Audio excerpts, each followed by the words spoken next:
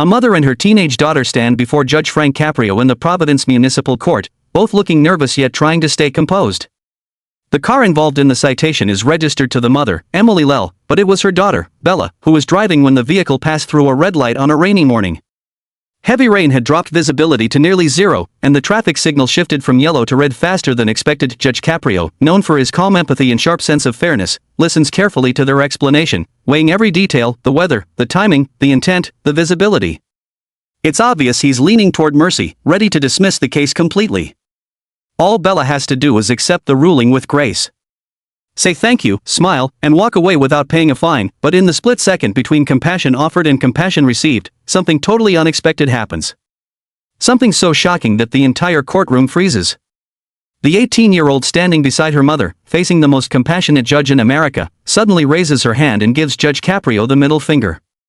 Right there, on camera, in open court. Gasps ripple through the room. In that single impulsive gesture, Bella destroys the forgiveness that was literally 1 second away from becoming official. What was moments from being dismissed instantly becomes a full penalty, and what you're about to witness isn't just a red light case. It's a real-time lesson in how arrogance can erase mercy. Before we continue, hit subscribe now, because 98% of viewers still haven't joined the Caprio the Chief Judge community, and this case shows exactly how one act of disrespect can turn freedom into regret. The story begins on a gray Wednesday morning at 10:45 a.m. The bailiff announces, vehicle registered to Emily Lell, red light violation, driven by Bella Lell. A professional-looking woman in her mid-40s steps forward with her teenage daughter at her side. The mother appears calm and respectful. The daughter, dressed casually but appropriately, looks nervous yet polite. Judge Caprio greets them warmly. Good morning, ladies. Good morning, Your Honor, Emily replies.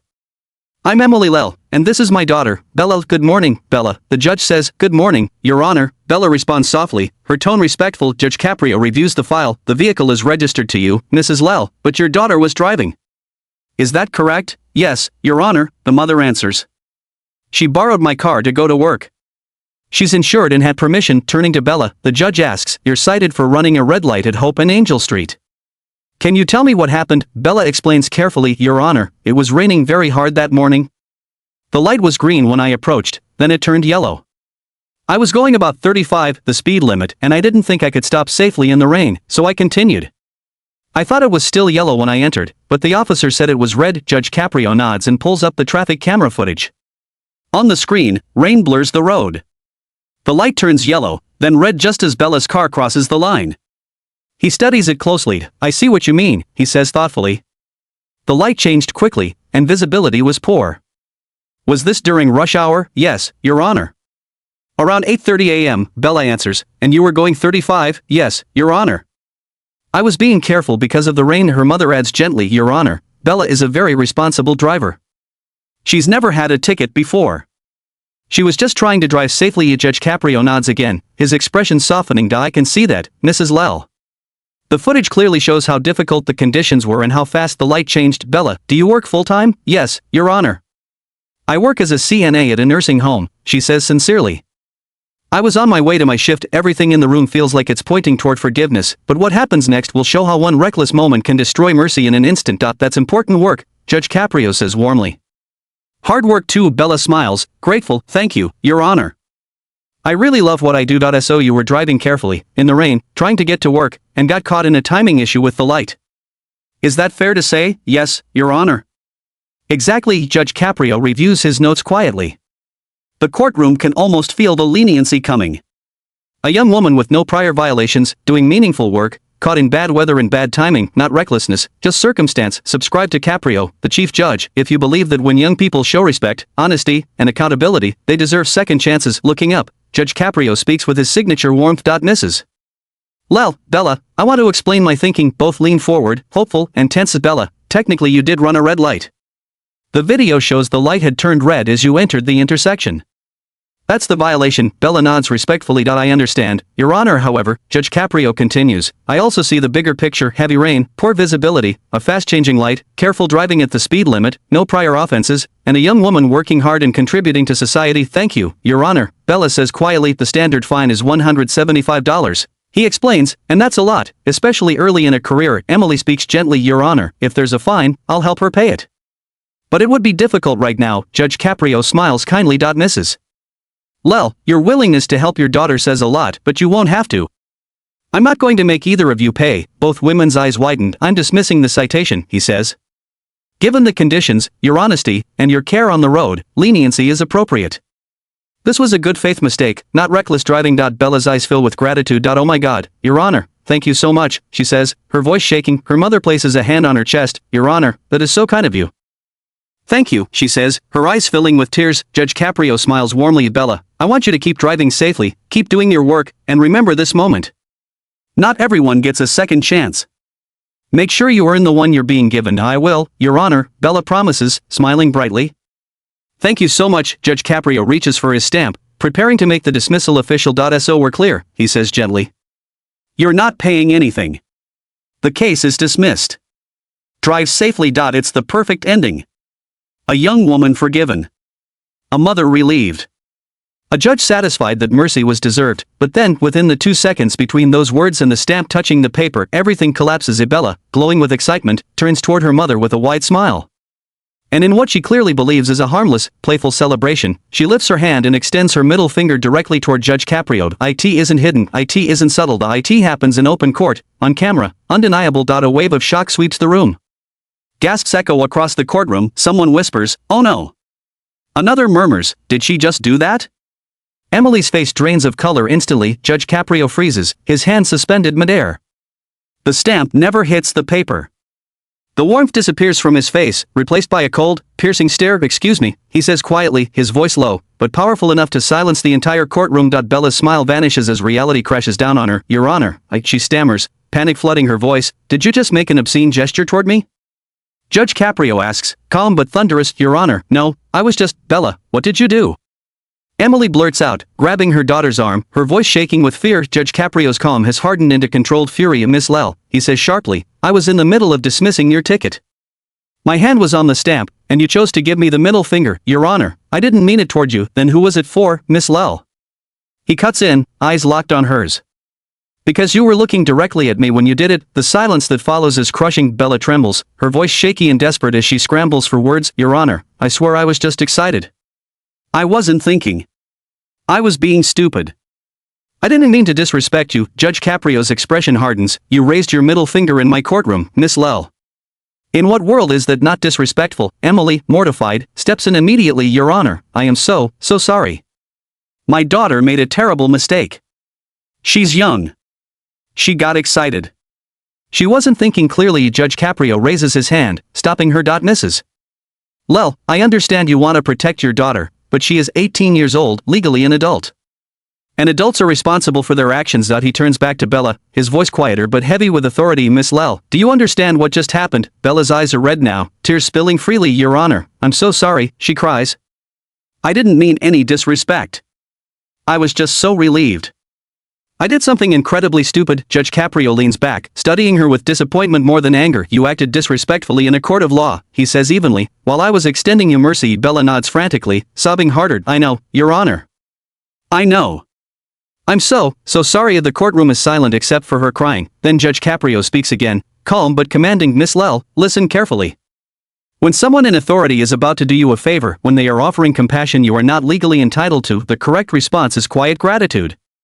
Not celebration. Not gestures. Just respect. Bella sniffles. Yes, Your Honor. You're right. What you did, he continues, reveals something about your character. It shows that your respect for this court is conditional. You're respectful when you think you're winning, but the moment you feel victorious, you mock the system. That's not true, Your Honor. Bella pleads. Your actions say otherwise, Miss Lel. Judge Caprio replies firmly. Don't forget to subscribe to Caprio, the Chief Judge, for moments that show how quickly mercy can be destroyed by disrespect. Judge Caprio lowers the dismissal stamp back onto the desk. Slowly, deliberately, he picks up a different stamp, the penalty stamp. The entire courtroom understands what that means. Miss Lel, he says, I was about to dismiss your citation. That dismissal, he pauses, is no longer happening. Bella's knees buckle. Emily grips her arm to keep her standing. Your Honor, please, Emily whispers. Judge Caprio continues, his tone steady. The fine for running a red light is $175. That fine will be imposed in full. Bella nods through tears. I understand, Your Honor. I'll pay it.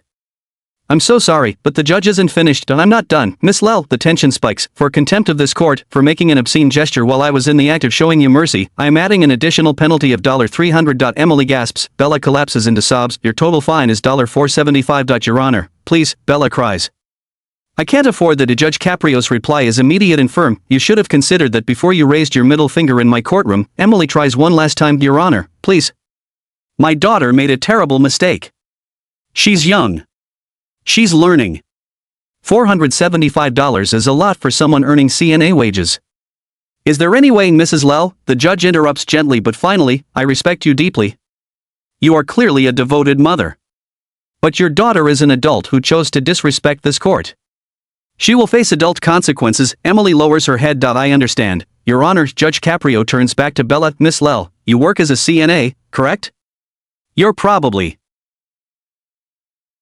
Thank you, she whispers, her eyes filling with tears. Judge Caprio offers a gentle smile. Bella, I want you to continue driving carefully, keep focusing on your work, and remember this moment. Not everyone is given a second chance. Make sure you deserve the one you're receiving today. I will, Your Honor, Bella replies, smiling with relief. Thank you so much. Judge Caprio reaches for his stamp, preparing to make the dismissal official. Just so we're clear, he says softly. You don't owe anything. The case is dismissed. Drive safely. It feels like the perfect conclusion. A young woman forgiven, a mother relieved, and a judge satisfied that mercy was shown, but then, in the brief seconds between those words and the stamp touching the paper, everything shifts. Bella, glowing with excitement and happiness, turns toward her mother, grinning widely. And in what she believes is a harmless, celebratory joke, she lifts her hand and flashes her middle finger directly at Judge Caprio. There's no hiding it. No subtlety. It happens openly, in full view of the courtroom, clearly captured on camera. A wave of shock sweeps the room. Gasps echo from every corner. Someone mutters, "Oh no." Another whispers, "Did she really just do that?" Emily's face drains of color instantly. Judge Caprio freezes, his hand suspended midair. The stamp never hits the paper. The warmth disappears from his expression, replaced by a sharp, icy stare. Excuse me, he says quietly, his voice low but commanding enough to silence the entire courtroom. Bella's smile vanishes as realization hits her. Your Honor, she stutters, panic flooding her voice. Did you just make an obscene gesture toward me? Judge Caprio asks, his tone controlled but thunderous. Your Honor, no, I was just. Bella, what did you do? Emily blurts out, clutching her daughter's arm, her voice shaking with fear. Judge Caprio's calm has transformed into restrained fury. Miss Laurel, he says sharply, every word cutting like glass. I was moments away from dismissing your ticket. My hand was on the stamp, and you chose to give me the middle finger. Your Honor, I didn't mean it toward you. Then who was it meant for, Miss Laurel? He demands, locking eyes with her. Because you were looking directly at me. The silence that follows is suffocating. Bella trembles, her voice shaky and desperate as she rushes to explain. Your Honor, I swear I was just excited. I wasn't thinking. I was being stupid. I didn't mean any disrespect, she blurts out, struggling to breathe. Judge Caprio's face hardens. You raised your middle finger in my courtroom, Miss Laurel. In what universe is that not disrespectful? Emily, utterly mortified, jumps in. Your Honor, I am so sorry. My daughter made a terrible mistake. She's young. She got excited. She wasn't thinking. Judge Caprio raises his hand, stopping her. Mrs. Laurel, I understand your instinct to defend your daughter. But she's 18 years old, legally an adult. And adults, he says firmly, are accountable for their actions. Turning back to Bella, his voice softens but remains authoritative. Miss Laurel, do you understand what just happened? Bella's eyes are red, tears streaming freely. Your Honor, I'm so sorry, she cries. I didn't mean any disrespect. I was just so happy and relieved. I acted without thinking. Judge Caprio leans back, studying her with disappointment more than anger. You acted disrespectfully in a court of law, he says evenly, while I was extending mercy to you. Bella nods frantically, sobbing harder. I know, Your Honor. I know. I'm so sorry. The courtroom is silent except for her sniffles, then Judge Caprio speaks again, calm but commanding. Miss Laurel, I want to make something very clear. When someone in authority is about to do you a favor, when they are showing compassion you do not legally deserve, the proper response is quiet gratitude. Not celebration. Not gestures. Just respectful thanks. Yes, Your Honor, Bella sniffles. What you did, the judge continues, reveals something about your character. It shows that your respect is conditional. You're respectful when things go your way, but the moment you feel victorious, you mock the system. That's not true, Your Honor, Bella pleads. Your actions say otherwise. Judge Caprio replies sternly. He lowers the dismissal stamp onto the desk and slowly picks up another one everyone in the room recognizes as the penalty stamp. Miss Laurel, he says, I was seconds away from dismissing your citation. But that dismissal, he pauses, is no longer happening. Bella's knees buckle as her mother steadies her. Your Honor, please, Emily whispers. Judge Caprio continues evenly. The fine for running a red light is $175. That fine will be paid in full. Bella nods through tears. I understand, Your Honor. I'll pay it. But I'm not finished, he says firmly. The tension thickens. For contempt of court, for making an obscene gesture while I was in the act of showing you mercy, I am adding an additional penalty of $300. Emily gasps. Bella collapses into uncontrollable sobs. Your total fine, Judge Caprio declares, is $475. Your Honor, please, Bella cries. I can't afford that. You should have considered that before raising your middle finger in my courtroom, he responds without hesitation. Emily makes one final attempt. Your Honor, please. She made a terrible mistake. She's young, she's learning, and $475 is a lot for someone earning CNA wages. Mrs. Laurel, the judge interrupts respectfully but decisively. I respect you greatly. You're clearly a caring mother. But your daughter is an adult who made an adult choice to disrespect this court. She will face adult consequences. Emily lowers her head. I understand, Your Honor. Turning back to Bella, Judge Caprio asks, you work as a CNA, correct? You're probably earning around $12 to $14 an hour. $13 an hour, Your Honor, Bella whispers through tears, then $475 equals roughly 36 hours of work, he explains. Almost an entire week's paycheck. Yes, Your Honor, she sobs. Do you understand that one gesture just cost you a full week's pay? Yes, Your Honor. And do you understand, he continues, that seconds ago you owed nothing? You were walking out of here free? Yes, Your Honor. I know. I'm so sorry. Your apology doesn't undo your actions, he says solemnly. It only tells me you're sorry about the punishment, not that you truly understand the wrongdoing. The courtroom remains frozen, the lesson heavy in the air. I do understand, Your Honor, Bella says, her voice breaking. Then explain why you did it. Judge Caprio replies, I don't know, she admits. I was excited and relieved. I didn't think. It was stupid and disrespectful. I wasn't raised like that. I made a terrible choice. After a long pause, Judge Caprio asks, do you regularly make obscene gestures? No, Your Honor. Never. Then why do it here? In a courtroom? To a judge? I don't have a good answer, Bella says, ashamed. Judge Caprio's tone softens slightly. This courtroom sees hundreds of people weekly. Some walk out with mercy. Others don't. Do you know what decides that? Bella shakes her head. Attitude. Respect. Humility, he states. I understand, Your Honor, she whispers. You earn leniency, he continues. And then you threw it away with one careless second. Emily offers quietly, I'll help her pay it. I hope you allow her to bear most of the cost, Judge Caprio replies. She needs to learn. From the gallery, an elderly woman speaks, offering wisdom that moves the room. Judge Caprio nods afterward. That lesson was worth more than the fine. Turning back to Bella, he concludes, let this change you. Because if you can't control yourself in joy, what happens in anger? I understand, Bella says firmly through tears. Judge Caprio nods once. Good. Court is adjourned.